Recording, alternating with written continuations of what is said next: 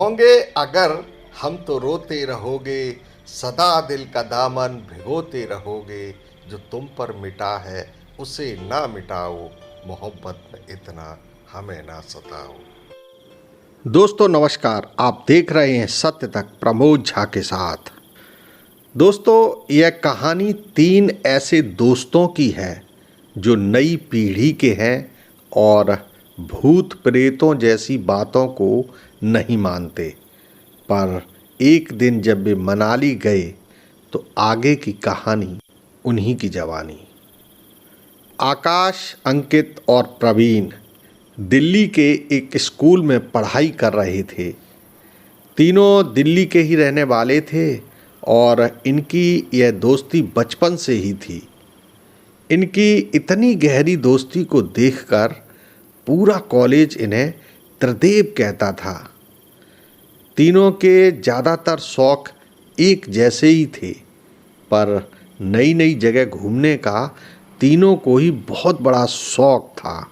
एक बार दिसंबर का महीना था और कॉलेज भी कुछ दिनों के लिए बंद हो गया, तो टाइम पास के लिए इन्होंने मनाली जाने की योजना बना डाली। आकाश के पास कार थी तो वे तीनों उसी से निकल गए। रात के 9 बजे होंगे, तभी आकाश ने गाड़ी एक चाय की दुकान पर रोकी। तीनों ने दुकानदार से सिगरेट मांगी और उसके कश लेते हुए आकाश ने 3 चाय बनाने को कहा। चाय पीने के बाद प्रवीण तारीफ करते हुए चाय वाले दुकानदार से बातचीत करने लगा। तभी चाय वाला पूछ बैठा, कहाँ जा रहे हो साहब? खुश होते हुए अंकित ने बताया, हम लोग मनाली ट्रिप पर जा रहे हैं। प्रवीण की बात सुनकर चाय वाला चौंक गया। मनाली? तो फिर आपने हाईवे की जगह ये शॉर्टकट रास्ता क्यों पकड़ा? प्रवीण ने कहा, हमने लोकेशन डाली थी गूगल पर, तो उसी लोकेशन के हिसाब से हम लोग चल रहे हैं। चाय वाले ने कहा, भैया वैसे तो छोटे मुंह बड़ी बात है। आज की युवा पीढ़ी इन सब बातों को नहीं मानती, पर मेरा सुझाव है कि आप लोग रात यहीं किसी होटल में रुककर गुजारें और सुबह चले जाना। हम लोगों ने पूछा क्यों? तो उसने बताया क्योंकि यह रास्ता रात को सफ़र करने योग्य नहीं है। अब तीनों पूछते हैं कि सफ़र करने योग्य नहीं है मतलब क्या कोई चोर लुटेरों का खतरा है या जंगली जानवरों का? फिर चाय वाला खुलकर बोला, साहब मैं भूत की बात कर रहा। इस रास्ते पर काजीमल और उसके लड़के की आत्मा घूमती है। पहले तो कोई इस रास्ते से रात को गुजरता नहीं। अगर जाने अनजाने में चला भी गया तो उसके साथ या तो कोई बड़ी दुर्घटना घट गई या फिर हमेशा के लिए गायब हो गया। चाय वाले की बात सुनकर आकाश बोला, अरे वाह, फिर तो बहुत मज़ा आएगा। हम लोग तो इस चक्कर में ही रहते हैं कि कहीं कोई भूत मिले, पर आज तक मिला नहीं। अब उन तीनों ने चाय और सिगरेट के पैसे दिए और चलने लगे। पर चाय वाले ने उन्हें एक बार फिर रोकते हुए कहा, साहब मैं तो यही कहूँगा कि आप लोग रुककर सुबह काट लें, सुबह ही जाए। पर आकाश यह कहकर गाड़ी की तरफ बढ़ गया कि लौटते वक्त हम तीनों आपकी चाय पीकर ही दिल्ली जाएंगे। और हाँ, क्या नाम बताया उस भूत का? कांजीमल। उसके हालचाल भी बताऊंगा आपको आकर के। ये तीनों आज के युवा थे और वे जानते थे कि भूत प्रेत कुछ नहीं होते, यह सिर्फ लोगों का वहम है।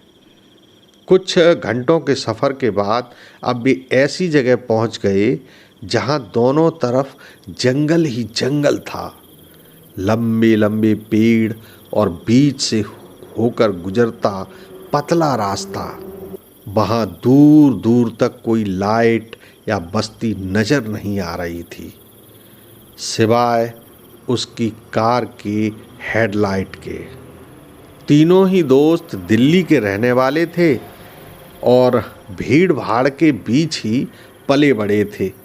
बिना लाइट के रात के वक्त कैसा महसूस होता है, इसका अनुभव उन्होंने आज ही किया था। तभी अचानक से आकाश ने गाड़ी के ब्रेक लगा दिए। सामने बीच रास्ते पर एक पेड़ गिरा पड़ा था। अब तीनों गाड़ी से उतरे और उस पेड़ को इधर उधर खिसकाने की भरपूर कोशिश की, पर वे तीनों उसे हिला तक नहीं पाए। अब वे तीनों सोच रहे थे कि आखिर अब किया क्या जाए। तभी उन्हें जंगल के अंदर एक मध्यम रोशनी नजर आई।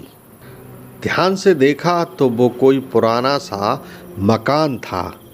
आकाश बोला, लगता है कुछ लोकल लोग यहाँ भी रहते हैं।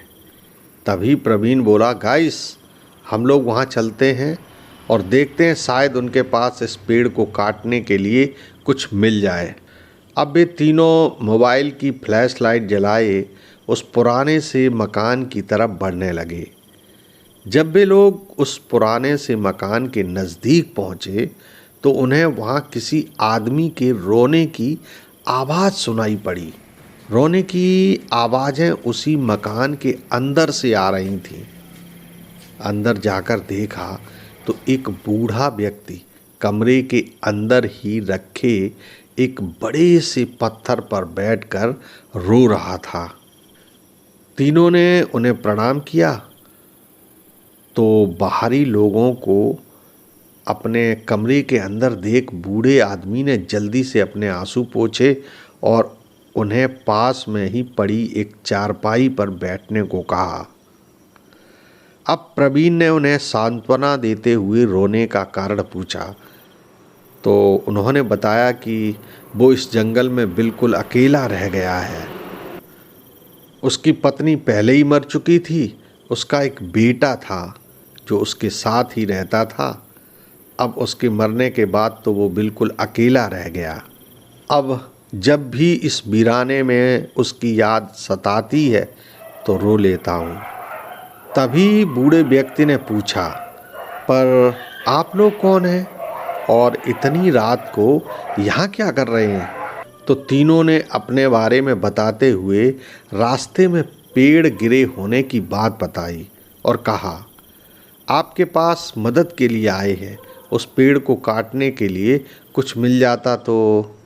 तभी वो बूढ़ा व्यक्ति बोला, तुम बिल्कुल सही जगह पर आए हो। मैं अंदर से पेड़ काटने के लिए कुल्हाड़ी लेकर आता हूँ। और उस कमरे के अंदर भी एक बने कमरे में वो व्यक्ति चला गया। इस बीच प्रवीण बोला, गाइस आप लोग यहीं रुको, मैं ज़रा टॉयलेट करके आता हूँ। कमरे से बाहर निकलकर प्रवीण जब मकान के पीछे की तरफ गया तो वहाँ का नज़ारा देखकर उसके होश उड़ गए, क्योंकि उसने देखा जो मकान सामने से बिल्कुल सही नज़र आ रहा था वो पीछे से देखने पर एक खंडहर है। देखने से लगता था इसमें कभी आग लग गई होगी जिससे यह जलकर खाक हुआ है। अब प्रवीण को उस चाय वाले की बातें याद आने लगीं तो उसने कहा था कि इस रास्ते पर कांझीमल और उसके बेटे की आत्मा है और यहाँ से रात को गुजरने वाले लोगों को मार देती है। कहीं यह बूढ़ा आदमी वो ही तो नहीं, क्योंकि बूढ़ा आदमी भी अपने एक बेटे की बात कर रहा था। अब प्रवीण डर की वजह से थर थर काँप रहा था। वह दौड़कर वापस अपने दोस्तों के पास पहुंचा। इससे पहले वह अपने दोस्तों को कुछ कह पाता तभी अंदर से वो बूढ़ा आदमी एक कुल्हाड़ी हाथ में लिए निकल आता है। प्रवीण ने उसे ध्यान से देखा तो उस बूढ़े आदमी का भी पूरा चेहरा बुरी तरह से जला हुआ था। वह साफ साफ देख सकता था, पर प्रवीण ने अभी तक अपना शक किसी पर जाहिर नहीं किया था। बूढ़े के हाथ में कुल्हाड़ी देखकर आकाश और अंकित खुश होते हुए कहते हैं, अंकल जी, इससे मेरा काम हो जाएगा। तभी प्रवीण उस बूढ़े आदमी से एक गिलास पानी मांगता है। अंकल कहते हैं, हाँ हाँ, मैं अभी लेकर आता हूँ। और जैसे ही वो दोबारा अंदर वाले कमरे में जाते हैं तो प्रवीण दोनों को जल्दी से उस मकान की स्थिति बताते हुए उस बूढ़े के जले होने की बात कहता है, पर वे दोनों उसकी बात पर विश्वास नहीं करते। फिर प्रवीण ने चाय वाले की बातों को याद दिलाते हुए कहा कि इस बूढ़े का भी एक बेटा था जिसके लिए ये रो रहे थे। तभी वे दोनों कहते हैं, हाँ यार, अचानक से पेड़ का रास्ते पर पड़ा होना और यहाँ वीरान जगह पर एक अकेले आदमी का रहना अजीब तो लगता ही है। तभी उन्हें अंदर से उस बूढ़े आदमी के आने की आहट सुनाई दी।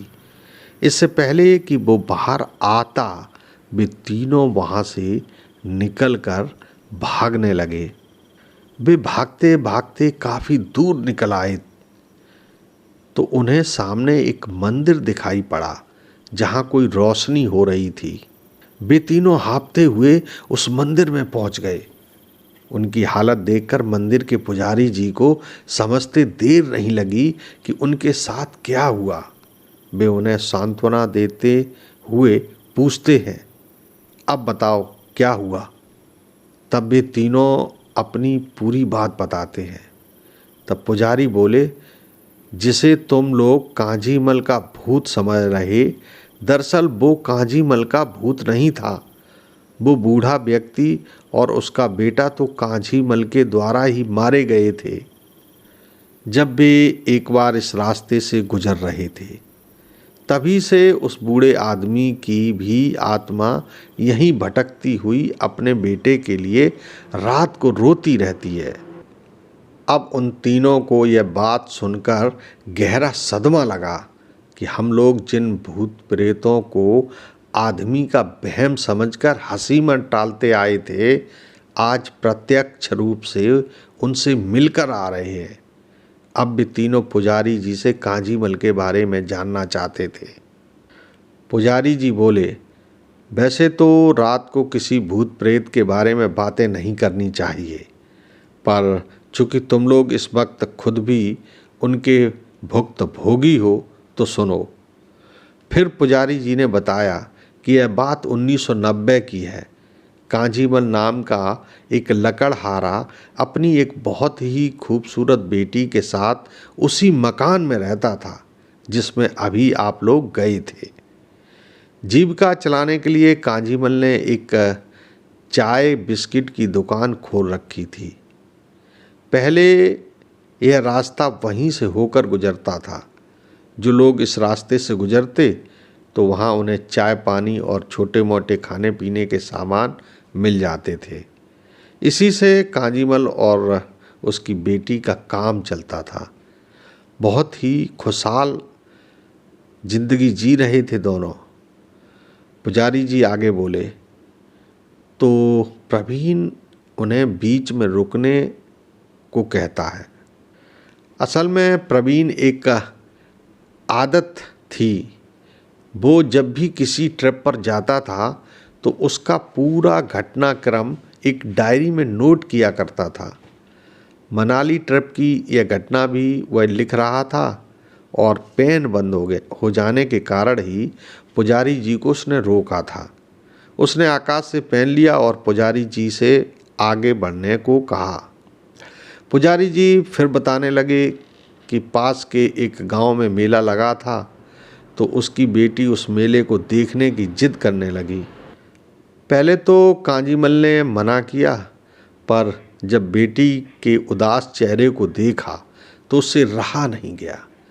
वह साइकिल निकालकर जूही को मेला दिखाने चल दिया। जूही कांजीमल की बेटी का नाम था। मेला जरा दूरी पर था तो पहुँचते पहुँचते 2 घंटे लग गए। मेला बहुत सुंदर था। तमाम तरह के झूले, दुकानें, यहाँ तक कि फट्टा टाकीज यानी थिएटर भी था। मेला घूमने के बाद वे लोग फिल्म देखने लगे। जब फिल्म छूटी तो काफ़ी अंधेरा हो चुका था। अब कांजीमल अपनी बेटी जूही को साइकिल पर बैठाकर लौट रहा था। तब यही रास्ता था। इसी बीच कांजीमल को एक झाड़ी से तेंदुए के गुर्राने की आवाज़ सुनाई पड़ी। वह घबरा गया। इससे पहले कि वह कुछ कर पाता, तेंदुए ने हमला बोल दिया। पर कांजीमल जोर जोर से चिल्लाने लगा तो तेंदुआ वहाँ से भाग गया। पर इस हमले में कांजीमल घायल हो गया था और उसके शरीर से काफ़ी खून बह रहा था। तभी उन्हें वहाँ एक गाड़ी आती नजर आई। उसकी बेटी जूही ने गाड़ी वालों को हाथ दिया तो गाड़ी पास आकर रुक गई। गाड़ी में 3 लोग बैठे थे जो मेला देखकर ही लौट रहे थे। उन लोगों ने कांजीमल और उसकी बेटी को तुरंत यह कहते हुए गाड़ी में बैठा लिया कि आप लोग चिंता मत करो, हम तुम्हें किसी हॉस्पिटल में लेकर चलते हैं। पर असल में उन तीनों ने खूब शराब पी रखी थी और इसी जगह पर लाकर उन रईसजादों ने घायल कांजीमल को एक पेड़ से बांध दिया और उसकी बेटी जूही से सामूहिक बलात्कार किया। उसके बाद उन लोगों ने कांजीमल और उसकी बेटी को अपनी गाड़ी के नीचे कुचलकर मार डाला। तभी से कांजीमल की आत्मा रात को इस रास्ते से गुजरने वालों को जिंदा नहीं छोड़ती। फिर प्रवीण ने पूछा, पुजारी जी, उस घर में रहने वाला बुजुर्ग भी तो भूत है और कांजीमल भी भूत है, फिर आप यहाँ कैसे रह रहे हो? जो क्या कांजीमल आपको कभी नहीं मिला? तभी अंकित बोल पड़ा कि भूत प्रेत मंदिरों से दूर रहते हैं। इसके बाद पुजारी उन्हें मंदिर के पीछे बने कमरे में लेकर गए, जहाँ एक मध्यम सी रोशनी हो रही थी। पर कमरे में घुसते ही अरुण को घुटन सी होने लगी। तभी उन्हें उस कमरे में अन्य किसी के होने का एहसास हुआ। उन्होंने कोने में देखा तो कोई बेहद खूबसूरत लड़की दिया जला रही थी। दिए की रोशनी में उसका चेहरा चांद की तरह चमक रहा था। पुजारी जी बोले, यह मेरी बेटी जूही है। जूही का नाम सुनते ही उन्हें 440 वोल्ट का करंट लगा। तभी पुजारी जी बोले, तुम पूछ रहे थे ना कि कांजीमल हमें क्यों नहीं मारता? क्योंकि कांजीमल मैं ही हूँ। अब वे तीनों डर के मारे कांपने लगे, क्योंकि वहाँ न तो कमरा था न मंदिर। सुबह जब ग्रामीण निकले तो उन्हें एक कार के पास 3 लाशें मिली, जिनकी मौत जलने से हुई थी। और पास में ही वो डायरी भी पड़ी थी जिसे प्रवीण ने लिखा था। उस डायरी के आधार पर ही इस कहानी का जन्म हुआ था।